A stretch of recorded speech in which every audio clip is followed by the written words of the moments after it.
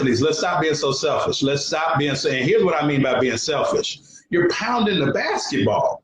Stop pounding the basketball, because for each dribble that you take, you're getting your team tired. I'm going to say that again. For each extra dribble you take, you're getting your team tired. There's nothing more beautiful than seeing a team run a fast break without the ball ever hitting the ground. The worst thing that happened to the basketball was put air in it. Listen, the worst thing that they did to a basketball was put air in it. If you understand the history of basketball, right, with the peach basket and all that, they had to pass the ball. The worst thing they ever did to a basketball was put air in it, because now it comes right back up to you. And like you're almost hypnotizing yourself, because you just look at the worst thing they ever did to a basketball, put air in it. Athletes, move the ball, pass the ball, stop being so selfish. If you pass the ball, I assure you the ball will come back and find you. Good afternoon. Good afternoon. How you doing? This is Coach Karvell Bailey, and I want to welcome you to another installment or episode, if you will, of Lunch and Learn. Lunch and Learn. So right now, if you can do something for me, just type in where you watching this broadcast from. You know what city and state you're watching from. Let me know. Right, I like to see exactly where our broadcast reaches, where our broadcast goes. So today I want to rep my daughter, right? Repping my daughter's brand, Bailey's Boutique. Repping my daughter's brand, Bailey's Boutique. Y'all go check her out, Bailey's Boutique. Today, and that's my oldest daughter, Ashley. Today we're going to talk about where the fall off happened, right? We're going to talk about where the fall off happened. We got Selma, Alabama, historical Selma, Alabama in the building. Thank you for joining us. Thank you for being here. So we're going to talk about where the fall off happened, right? So today I really want to talk to my parents this afternoon about where the fall off happens. What do you mean by that, Coach? What do you mean by that? Well, this is what I mean. And for those that don't know, I get into my credentials a little bit later. But most athletes fall off. Most athletes fail. And what I mean by fall off is where they fail to improve, right? And they're going up, but where they fall off, right? So where athletes normally fall off, Rich, how you feeling, man? Athletes normally fall off during the season, right? So again, I want you to share this, right? Share this with a parent that you know, to where a parent can really, really get some education from this. You know, if you're one, you know, if we got a coach watching, or, you know, anybody watching that want to continue to not educate the parents the right way, that's fine. Don't share it. Get the information for yourself. Hopefully you can use it. All right. So, but players fall off during the season. That's where the fall off comes in with most athletes. Most athletes' improvement is not during the season. And so there are 6 different seasons. Most people be like, man, it's only like one basketball season. Well, it's only like most people only think, okay, it's preseason and then it's the season, right? But it's really 6 basketball seasons throughout the year. I don't have time to get into that today, but at some point in time, right, I'll do a video, and I think I made a video before, so you can go check through my YouTube, but it's literally 6 different seasons throughout the year. Most athletes don't understand that, right? So most athletes fall off during the season.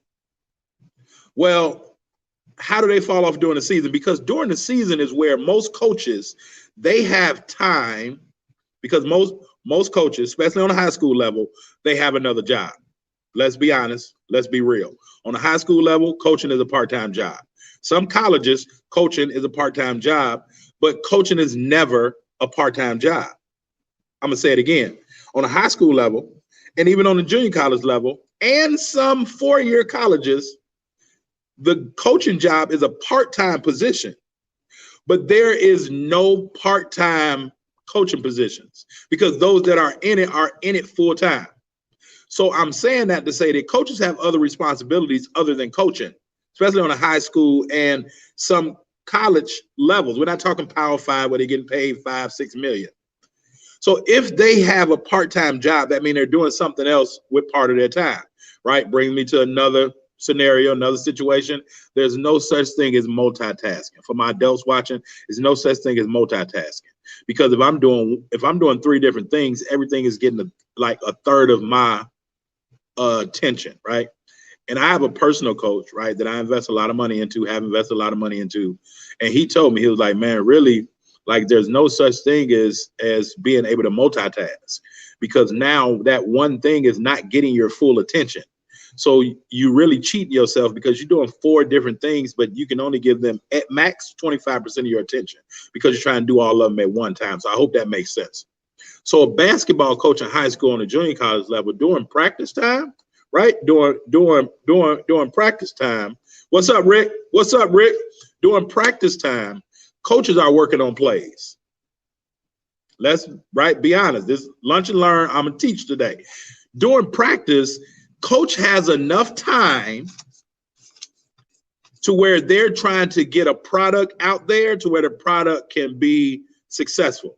So in that, the coach has to worry about what plays are we going to run. So the first thing that most coaches do, right? The first thing that most coaches do, Pooh Man, what up, right? Pooh Man, get this to all your parents. Get this to all your parents of all your athletes. Share this, download it, send them the YouTube link, have all your parents watch this, right? And this is somebody that played for me, but he never really played for me.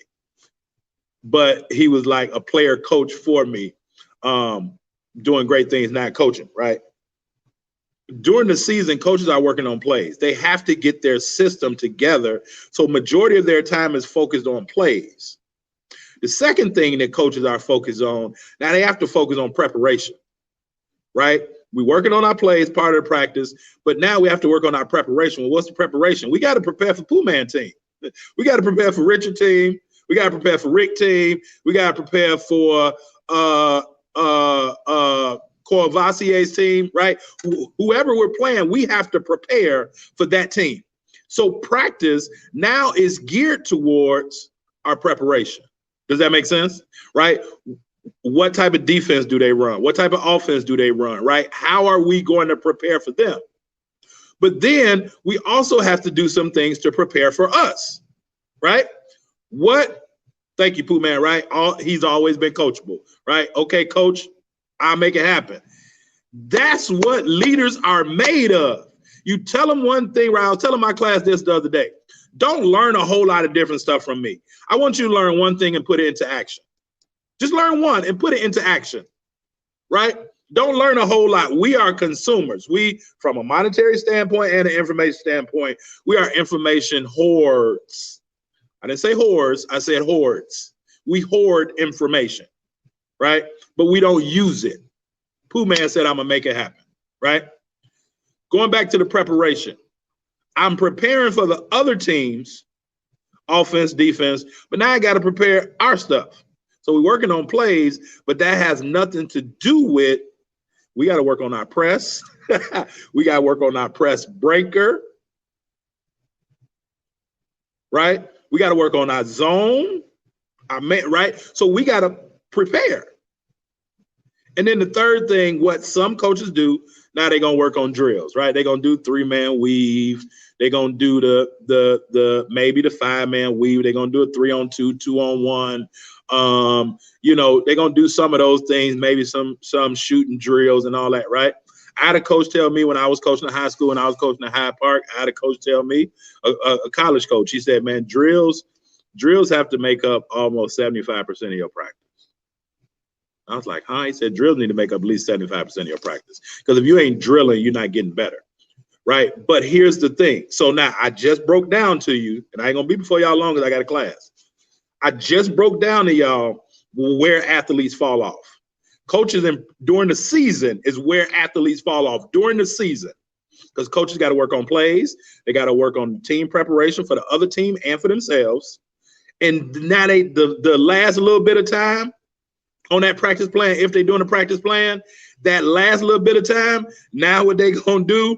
Now they're gonna put in some little drills to kind of, in the educational setting, we call that transition time. Right? What's going to happen between one thing and the next. But where does the the development come in? Where does the development come in?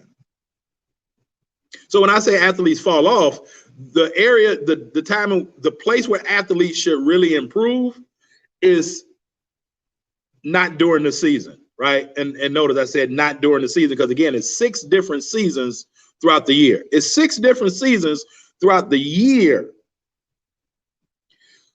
Where's the development happening? During the season. But this is why I wanted to make this video, because like I talk to parents all the time, because what we do, right, at Bless the Ball Consulting Group is we help high school basketball players get recruited even if they're not 5-star athletes. And we do that by developing their mindset. They can then develop their skill set. And show is being brought to you by Bailey's Boutiques. This is my baby girl brand, right? I'm repping her nationally today. All right. But where's the development coming in? And the reason I made this video, because I have parents telling me all the time, my athlete plays like AAU or club ball, then they play during the season, and then they're playing something else, right? So they're in season the whole year. And then I ask parents, well, at what point in time, Eddie, what's up, man?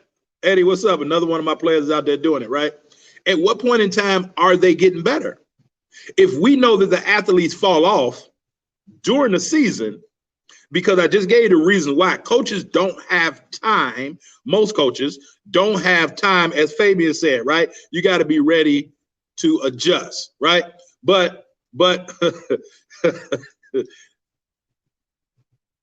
do y'all hear what he said? Drill game situation. So with most coaches, we could just gonna shoot. It's bringing me to my other point. I haven't got there yet, but Fabe is 100% correct. Those drills, everything should be game-like, right? We just working on a 3-man weave. 3-man weave is good, but are we gonna do a 3-man weave in a game? So this is what athletes should work on. And I'm not saying don't play AAU. I'm not saying don't play club. I'm not saying don't play during your season. But a lot of parents really need to understand that the athletes' kind of development may kind of decrease or stagnate during the season because they don't have the proper time to get the development. And so then that's why parents then say, okay, I'm gonna go take my, son or daughter to a trainer. But that's a whole nother conversation, right? I'm not anti-AAU. I'm not anti-trainer. I'm pro education, if that makes sense, right? So I just want you to do it right.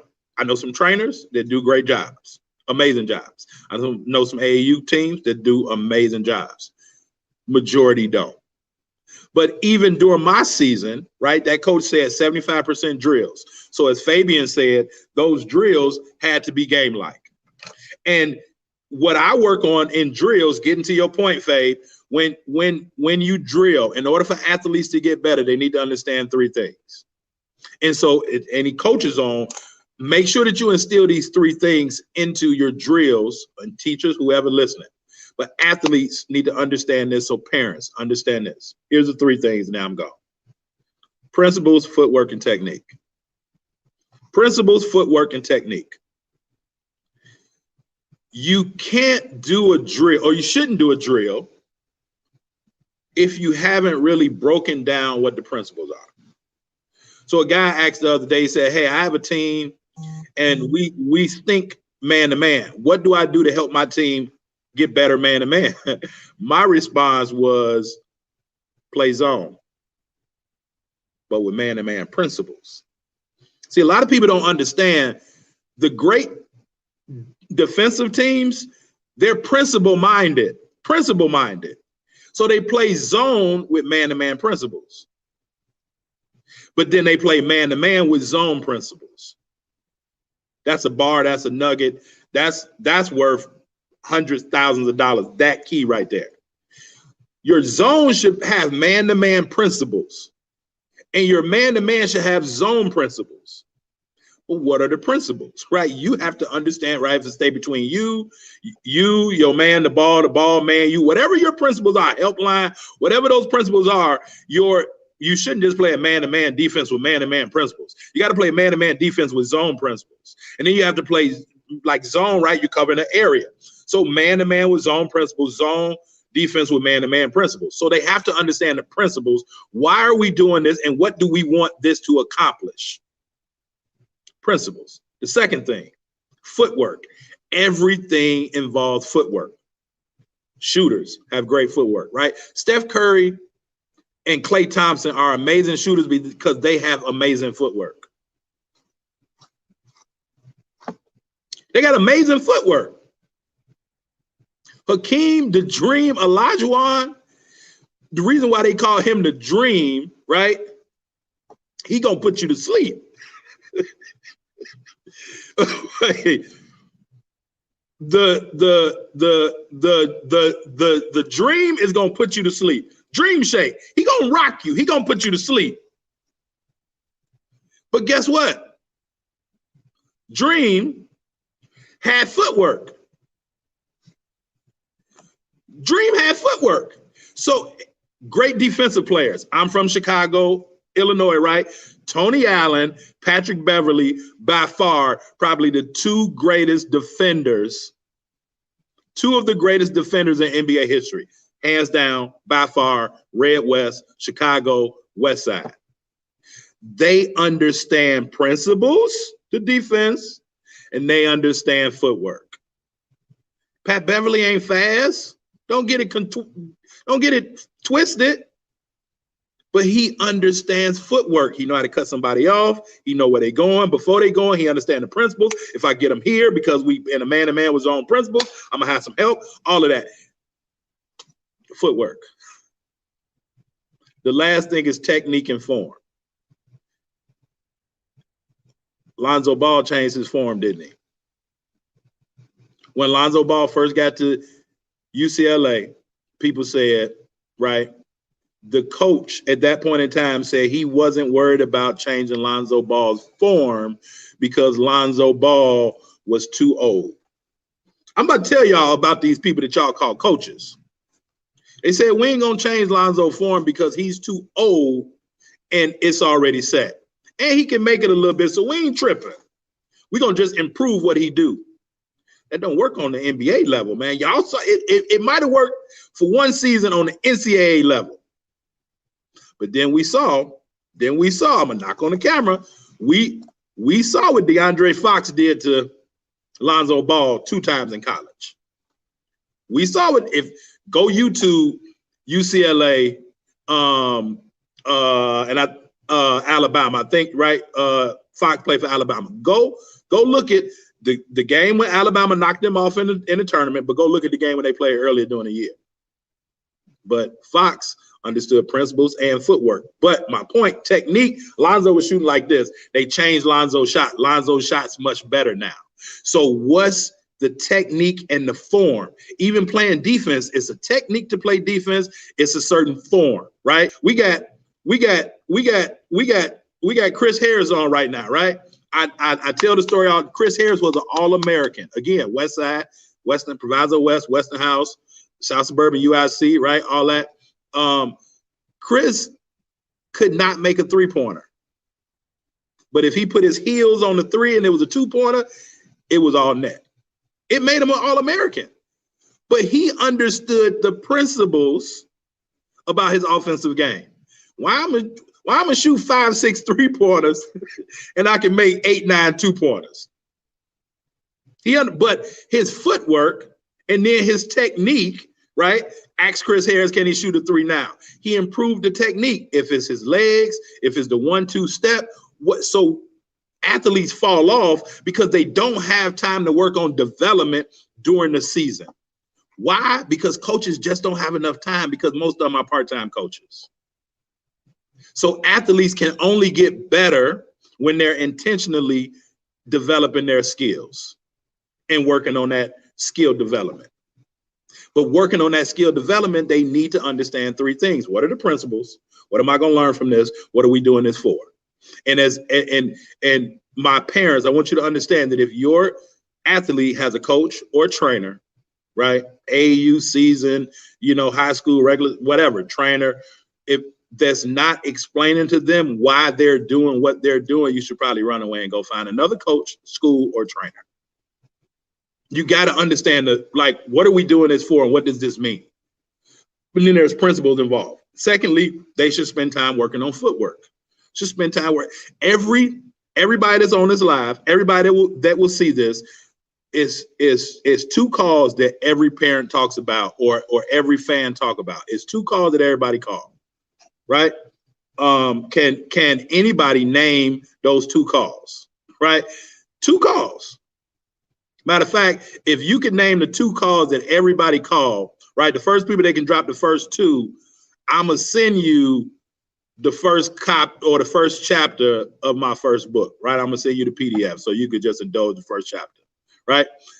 And I get back to that. You gotta name both of them. You gotta name both of them. What are the two calls that anybody that everybody know? Everybody know two calls. It's the only two calls that everybody call. It's the only two, and it's gonna go right directly into my point, right? So again, for those that's watching, right? Let me go to these comments real quick. Let me go through these comments real quick.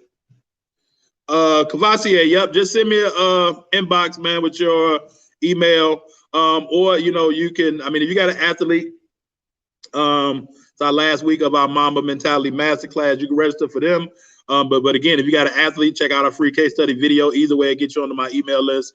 All right, you'll get emails for me. That way you can get in contact with me. If you got athletes, you want my help with, being able to help them become the individuals that they need to be able to earn that scholarship, then definitely reach out to me. Let's see. Fave said development comes from talking them through whatever we're working on and being deep. Fave hitting them out the park today, y'all. He hitting them out the park today. But everybody, like, you would think that all coaches understand this, but they don't. Like, literally, they don't. How can I just have somebody, right? And this is where parents mess up with the whole trainer thing, right? Trainers can watch videos, a YouTube video, and then they're gonna have somebody go and do something, but they're not explaining to them why they're doing it. Why are we doing this? How is this gonna apply to my game? That's what Fave talking about, right? Yep. Kyrie, footwork. Yep. Chris know it. Chris couldn't hit a three-pointer. Chris, he already know. Yep. I'm the rookie on the sophomore team, and this really helped me. Yep. Rick, absolutely, man. Now, Rick, watch this. You got access to two different schools. I'm a CPS vendor. All y'all gotta do is hit me, and bring me on as the consultant. And not only you, the staff, the whole team can get this, and the students. You already know how it works, man. So if y'all need me to, come, speak, whatever, I am a CPS vendor, still legal, still rolling. Let's get it done, man. Let's absolutely get it done.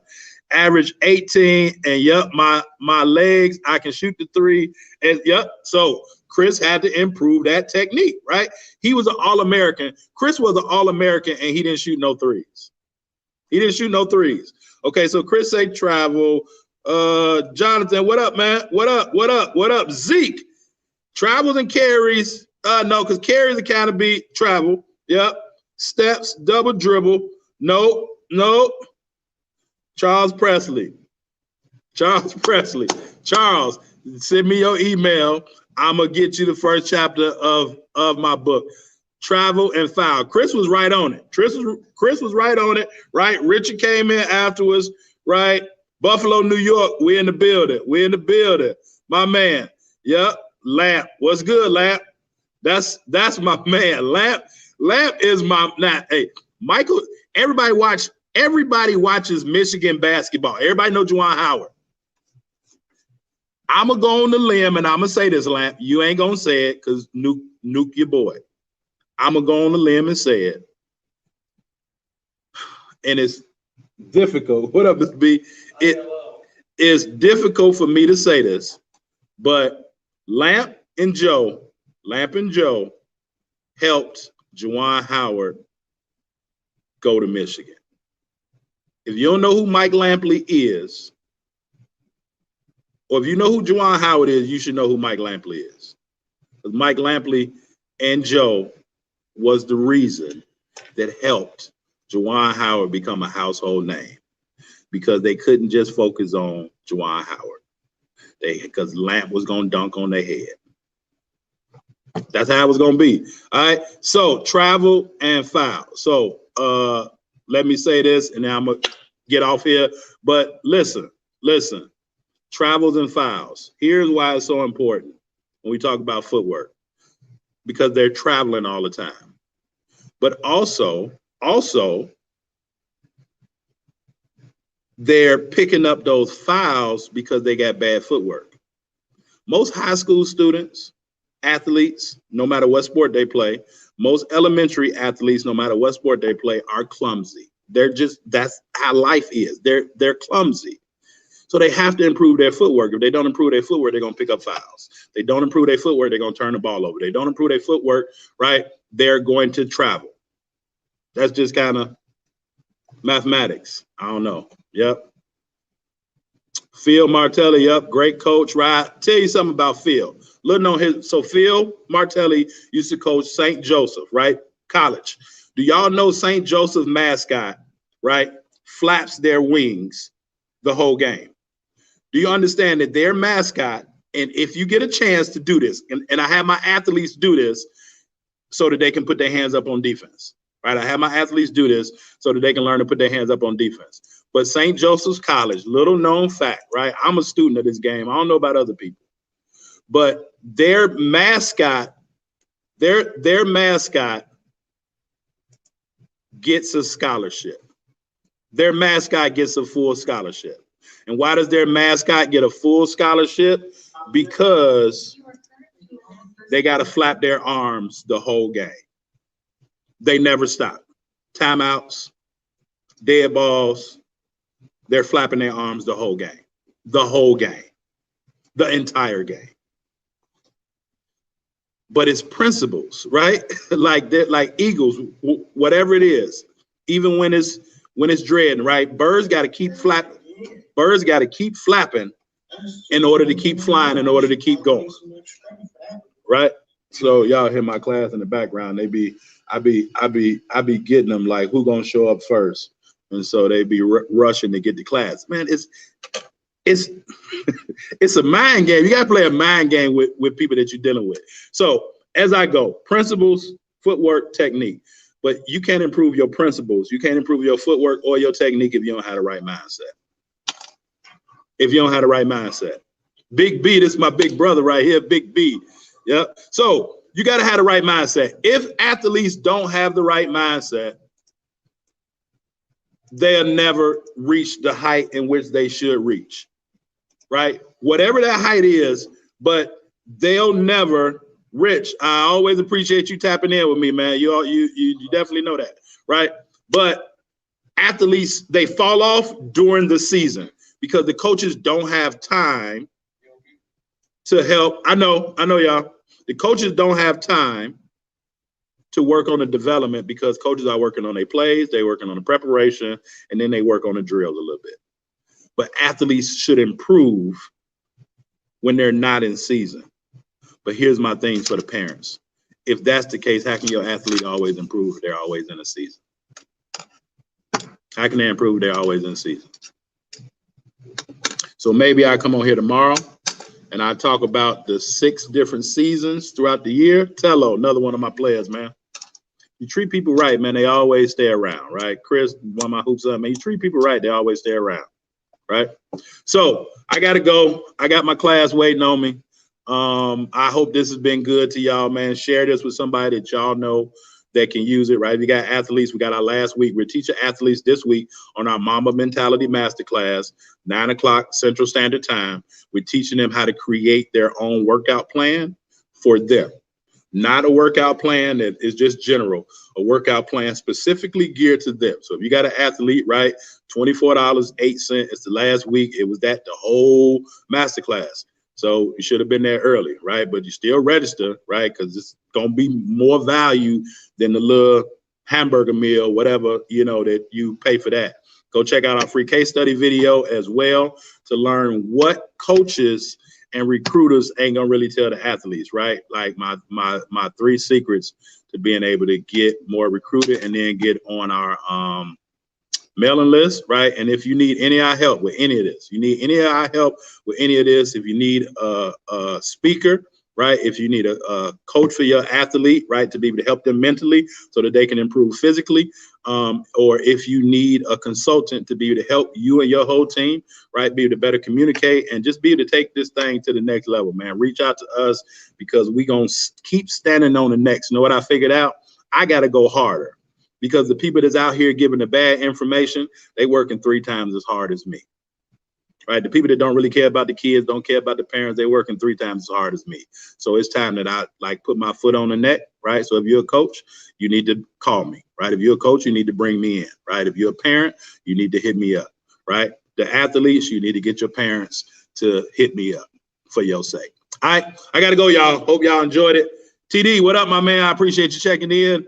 We are out of here, but before we do, I'm gonna leave y'all with this video. Since y'all checked in, I ain't even dropped this video yet. I'm gonna drop it this afternoon, but I'm gonna leave it with y'all because y'all my people. All right, peace. We may make stops. All them stops is different teams, right? Every time that train stops, it's just a different team. But what happened to the train when the doors closed? It's on to the next one. It's on to the next one. So that train don't care who in its way, and unfortunately sometimes people die, but that train don't care who in its way, whoever in its way gonna get what? Ran over. Ran over. That's how I want y'all to think. Same way about your, no matter what that teacher give you, oh, this assignment about to get ran over. Because I'm an Olympian.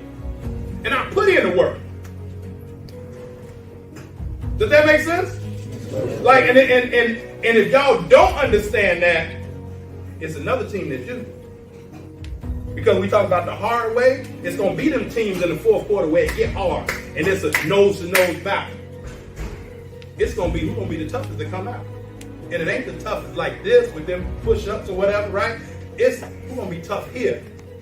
Who's gonna say we gonna win because we put in the work? The train can't go if everybody ain't on the same track, right? The train can't go if it ain't on the track.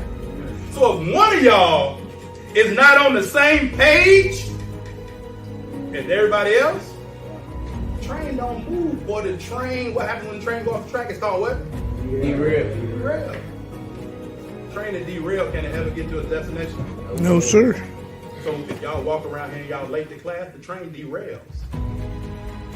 If y'all getting bad grades, the train derails. Because he just gave me 100, but it took y'all to help him to that last 50, right? Yes. Period. So if one person ain't doing what's supposed to be done, that's where the accountability comes in. Don't be late to class. Don't get written up. Pull your pants up. Like, it ain't hard. And when y'all learn how to do what you're supposed to do, you can do whatever you want to do.